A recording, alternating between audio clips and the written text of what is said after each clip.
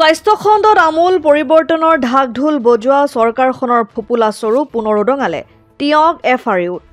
হয়, বৃহত্তৰ টিয়কৰ একমাত্ৰ চিকিৎসাৰ ভৰসা টিয়ক FRUখন যেন এতিয়া নামতহে আছে, কামত একো নাই। 11 বজা পৰ্যন্ত কৰ্মচাৰী উপস্থিত নাথাকে নিজ কৰ্তব্যত।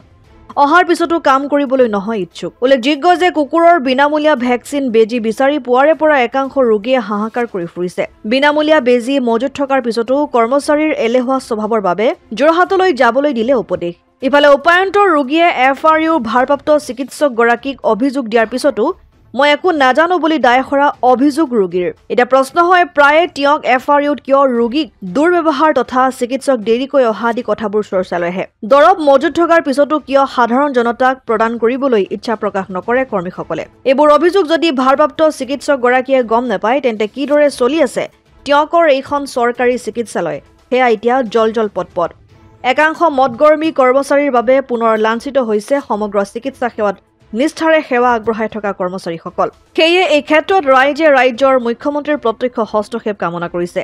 আমাক কুকুৰে খালে, আমাৰ গোটেইকেইজন মানুহ কুকুৰ আৰু মেকুৰীয়ে খোৱা ব্যক্তি আমি গোটেইকেইজন, আৰু তাৰ ভিত্তিত আমি মানে ইয়াত ৰেবিজ ভেকচিন ল'ব খাতিকে টিয়ক FRUলৈ আহিছিলোঁ।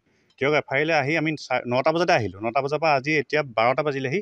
এতিয়া কিন্তু আমাৰ ভেকচিন আমাক প্ৰদান কৰিব তেখেতক সক্ষম হোৱা নাই। কিন্তু অলৰেডি ইয়াত ভেকচিন মজুত আছে, আমি জনামতে ইয়াত ভেকচিন মজুত আছে। কিন্তু তাত মজুত থকা পাছতো তেওঁলোক কিয় আমাক অপাৰক হৈছে, কিন্তু এতিয়ালৈকে আমাক বিতংভাৱে কথাটো বুজাই দিয়া নাই কথাটো।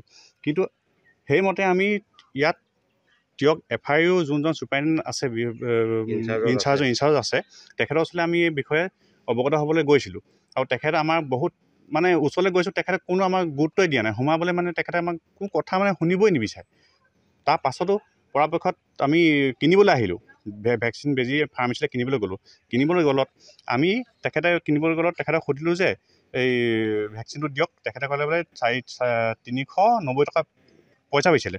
তেখেতক সুধিলোঁ যে এইটো ফ্ৰী বেজী নাই নেকি? তেখেতে ফ্ৰী বেজী আছে, বস্তুটো এণ্ট্ৰি কৰিব লাগিব। এণ্ট্ৰি কৰিবলৈ যেতিয়া আমি এণ্ট্ৰি অফিচলৈ গ'লোঁ, তেওঁলোকে কৈছে বোলে এতিয়া এণ্ট্ৰি নহয়, এতিয়া ডেলিভাৰী কেছ আছে, ডেলিভাৰীখিনি এণ্ট্ৰি কৰি লওঁ। ডেলিভাৰীখিনি এণ্ট্ৰি কৰক, আমাৰ আপত্তি নাই, লগে আমি দৰকাৰ হ'লে অকণমান ৰখি দিম। সেইটো কৈছোঁ আমি যে ডেলিভাৰীখিনি এণ্ট্ৰি কৰি লওক, আমি অকণমান ৰখি দিম। তেতিয়াহ'লে এতিয়া নহ'বই বোলে, মোৰ বোলে অকণমান শৰীৰটো ভাল নহয়, আমাৰ নহ'বই সেই বুলি কৈছে। তাৰপাছত তেখেতে আমাক কৈছে যে বোলো এতিয়া ফ্ৰী বেজী আমি নাপামেই নি? তেখেতে ফ্ৰী বেজী নাপাম বুলি কয়। তেখেতে আমাৰ যোৰহাটলৈ পঠিয়াইছে ফ্ৰী বেজী ল'ব খাতিকে। বোলে ফ্ৰী বেজী পাবা, বোলে যোৰহাট যাব লাগিব। এতিয়া আমি টিয়কত FRU থকা পাছতো আমি এতিয়া জনসাধাৰণ, এতিয়া এইজন ব্যক্তি চাওক, এইজন ব্যক্তি এতিয়া দিন হাজিৰা কৰি থকা মানুহ, দিন হাজিৰা কৰা ব্যক্তি। এদিনত পায় তেখেতে হাজিৰা 300 বা 350 টকা। এটা বেজীৰ দাম হৈছে 400 টকা। তেখেতে এতিয়া এই ভেকচিনটো ল'বলৈ 400 টকা দিব লাগিব, মানে এদিনৰ হাজিৰা তেখেত বহন কৰিব লাগিব। ইয়াত চৰকাৰে ফ্ৰী বেজীটো দিয়াৰ পাছতো এনেকুৱা কেনেকৈ ধৰণে চলিছে, ইয়াৰ ওপৰত মানে আমি মুখ্যমন্ত্ৰী মহোদয়ক অনুৰোধ জনাইছোঁ যে এই টিয়ক FRUৰ ওপৰত এটা বিহিত ব্যৱস্থা ল'ব খাতিকে আমি অসমৰ মুখ্যমন্ত্ৰী মহোদয়ক আমি আপোনালোকৰ মাধ্যমেৰে অনুৰোধ জনাইছোঁ। পেচেণ্ট অলৰেডি বহুতকেইজন পেচেণ্ট হেৰি নাপাই পিনি ঘূৰি গৈছে।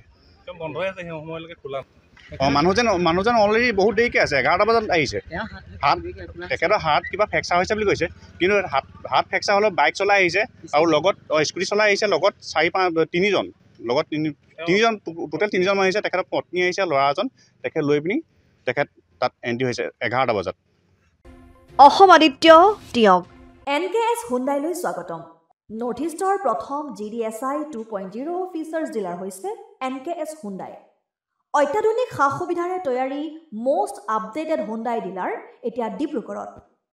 আমাৰ NKS হুণ্ডাই ডিলাৰত open sales consulted room, customer ৰুমৰ লগতে পুৰণি গাড়ীৰ এক্সচেঞ্জ ফেচিলিটিও ৰখা হৈছে।